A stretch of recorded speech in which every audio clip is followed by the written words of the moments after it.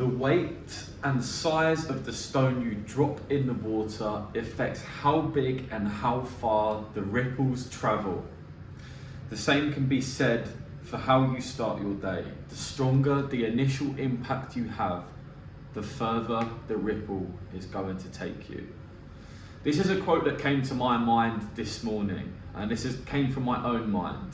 It's made by me. I came up with the conception in the gym. And it rings true in everything. The effort and the impact that you have immediately will cause a ripple effect and will affect the rest of your day, the rest of your week, the months, the years, and the rest of your life. And this is the key reason why I am starting my 10-week challenge with the focus of building discipline first thing in the morning. So, in terms of updates today, we are on day 3 of a 10-week challenge, and this morning was so far the hardest morning I've had in terms of waking up, getting ready for the day, and actually getting myself up out of bed. Now, there could be a couple of reasons for this. Yesterday, I had my wisdom tooth operation. I got my wisdom tooth taken out, and as a precaution, I was only eating soft food. So all I ate yesterday was soup and ice cream. I shouldn't have eaten the ice cream, but I used the excuse of having my wisdom tooth taken out as a reason for it, and I ate a tub of ice cream about 30 minutes before I went to bed. Now, it took me a long time to spring out of bed this morning. I didn't go on my phone, I didn't distract myself, but it took me a much longer time to get out of bed. And I also noticed that I had a lot lower energy in the morning. Now, it could have been down to the fact that my body is still tired after getting my wisdom tooth taken out and the drugs they injected into me, but I think it will probably be down to the fact that I had a huge tub of ice cream before I went to bed. So what I'm going to do going forward is ensure that I'm leaving at least an hour before eating, before going to bed. And another reason why it could have taken me longer to get out of bed is because I have my alarm on my phone right next to my bed, okay? So that means I don't actually have to physically leave my bed in order to wake up. So what I'm going to do going forward to tackle this is to put my phone in the other end of the room so that when the alarm goes off, I have no choice but to wake up and get out of bed. And that initial action of getting out of bed will mean that I'm up already. And then once I turn my alarm off, it's easier for me to spring right down into the press ups. So there's a couple of positives from this morning. I got 45 press ups this morning. First thing, that's my new personal best. We're hitting a personal best on the press ups each day, which is extremely important, I think. And it's a really positive start to the day. So I've learnt a couple of things, and for me, I'm a very visual learner. I'm a very practical learner, and building discipline can't always be easy. And one of the things that I always do is lock things away in my head, thinking that I'll remember them the next day, and that's not always the case. So in order to help me with the next 10 weeks, I have set up my own planner. It's a whiteboard with the days of the week and the tasks that I have to complete that are fit to my process, my routine that I'm looking to build to implement the discipline. This will guarantee that every day I wake up and know exactly what tasks I need to hit, what tasks I haven't completed. I'm also tracking the number of press-ups, the amount of water I'm drinking, the amount of prayers I've done, how much I've written, and the gym, reading, and making my bed. So this just ensures that I'm 100% on track with my routine every single day before I even start. This is going to give me a head start because I know what task I need to hit next. I know that for today I haven't yet read, but if I don't see that ticked off by the end of today, I will see that as a failure, and it will reflect the rest of the week. So having these tasks written down will also cause a ripple effect. Press ups, I see that I've done 45. The ripple effect is likely to be positive, and I'm assuming, I'm guessing, I'm preempting going forward for the rest of the week.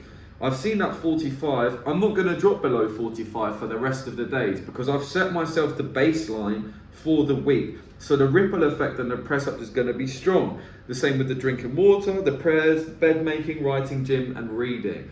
these are all going to have a huge impact on my progress. So if you're a visual learner like me, and sometimes you do find it difficult with discipline, there is absolutely nothing wrong with writing out what you need to do, what tasks are at hand, so you know exactly what you're hitting next. For me, absolute game changer. I've done this quite a few times when I was setting up my perfume business, when I wanted to get more focused on my DJing, but I didn't stick to it, and it's because I didn't actually keep track. Now I am.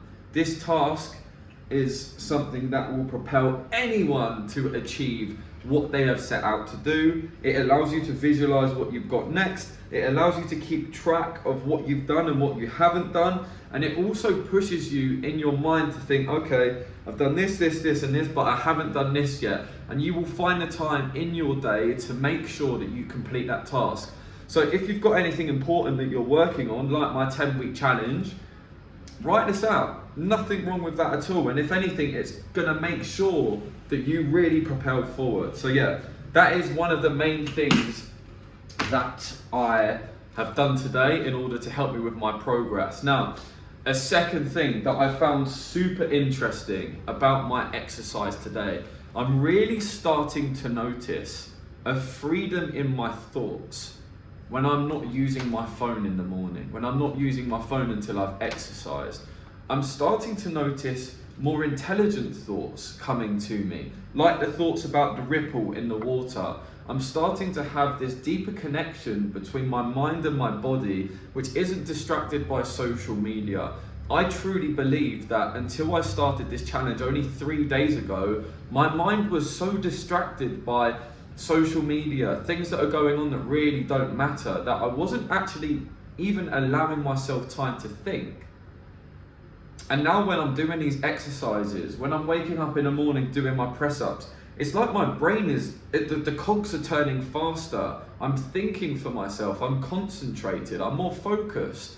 It's an incredible experience to have, and it's almost like my soul has landed back into my body. I'm more self-aware in a positive way. I'm more conscious with my thinking, I'm more conscious with my decision making. And it's an incredible experience to have, and I'd urge anyone, even if you're not going to the gym, even if you're not pushing yourself to do tasks like me, challenge yourself for every morning to not touch your phone until after you've had lunch, or until after you've completed a specific task that you find difficult. You will allow yourself the freedom to think, and I genuinely believe people speak about the matrix, and people speak about you're being controlled by a higher power. Now, there's arguments for and against that, but I would 100% argue that if you're using your phone first thing in the morning, your thoughts are immediately distracted.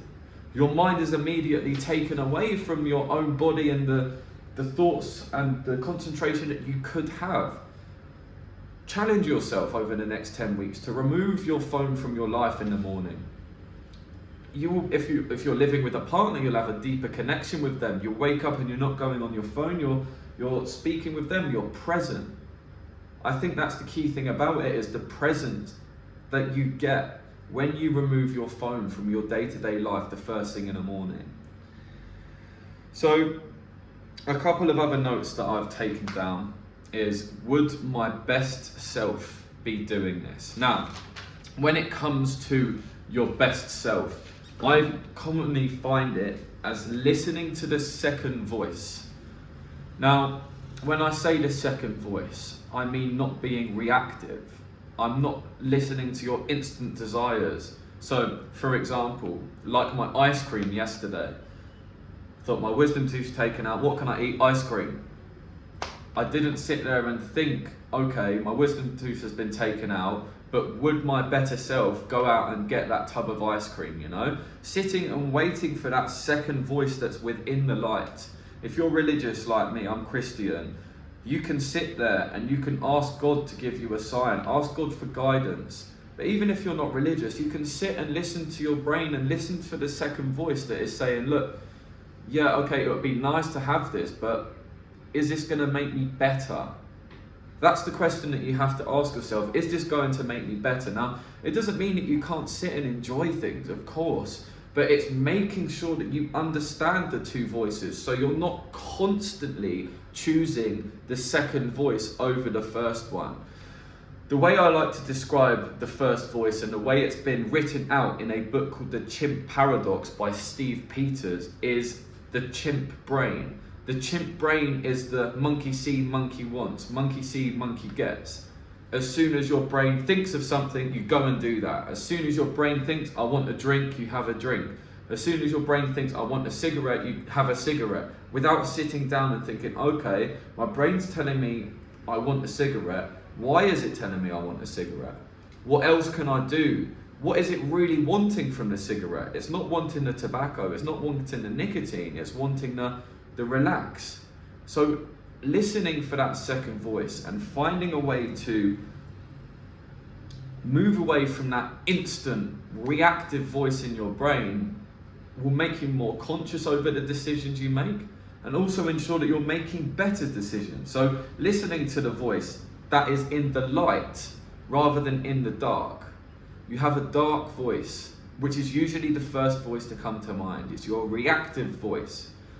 Sit, learn to listen for the second voice. Learn to listen to both voices and see which one is leading you to a decision which is going to improve your situation right now. As Andrew Tate says, and a lot of people don't like him, but you can't argue, there's some quotes that he says that are valuable, is always making sure that you're making the best move on the chessboard. View life like a game of chess. What move can you make next to move you forward? What move can you make next to improve your health, to improve the life of someone around you? There's always a best move that you can make. And like me last night with eating that ice cream before I went to bed, that had a ripple effect. The bad move that I made then affected how I woke up in the morning, affected how I felt, affected how my body felt in the morning, and affected my energy levels. So making sure that you're making the best, or if not a better move than your initial reactive thinking is leading you towards, is absolutely key for moving you forward. So the main thing that I would take from this video if I were you is blocking out the first voice that you have in your head, listening for the one that's progressive, the one that's best for you, and really spending time without your phone in the morning. Absolutely incredible. The thoughts and wisdom that I am gaining through real life experience which isn't on the phone. Real life experience which isn't social media scrolling through. Really, everyone who watches this should take away the fact that you are most likely addicted and distracted by your phone. I was there, and I still am, because I notice when I wake up in the morning, I want to sit and scroll on my phone. But listen to the voice that is in the light, the second voice, the voice that wants the best for you.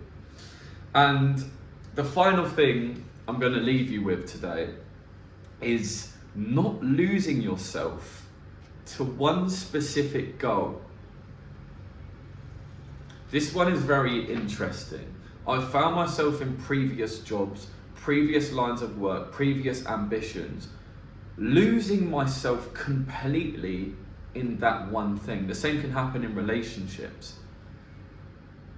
What I'm doing with this is adding discipline on top of the other life that I'm living. I've got a DJing career that I'm looking to build up. I've got a perfume business. I also work in a hostel. I'm not losing myself to this process. This is an addition to improve every area of my life. The way I start my day has been awful up until this point. And now, because of the size of the stone I'm dropping in the water, because of the ripple effect that I'm setting off at the start of each day, everything in my life is having a positive impact.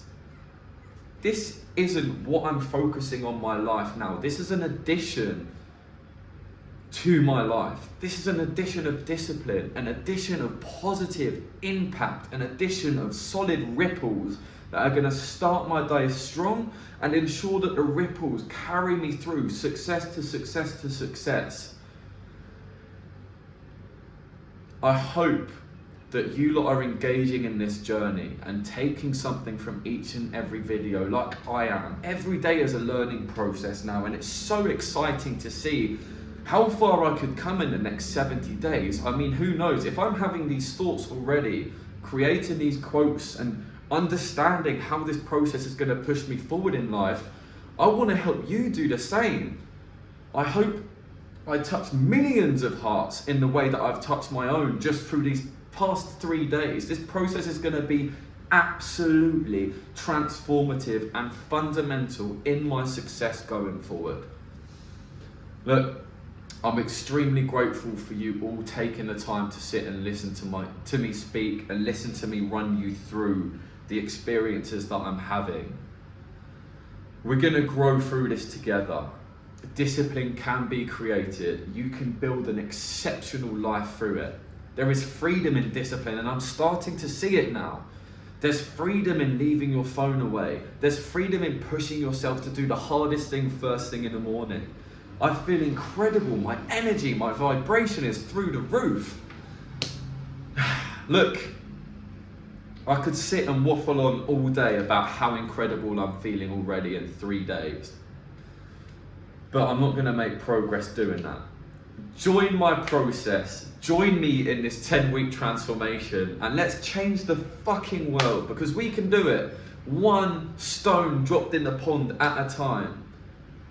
Let's fucking go. Thank you for watching the video. I'm looking forward to speaking to you again tomorrow. Who knows what I'm going to have learned?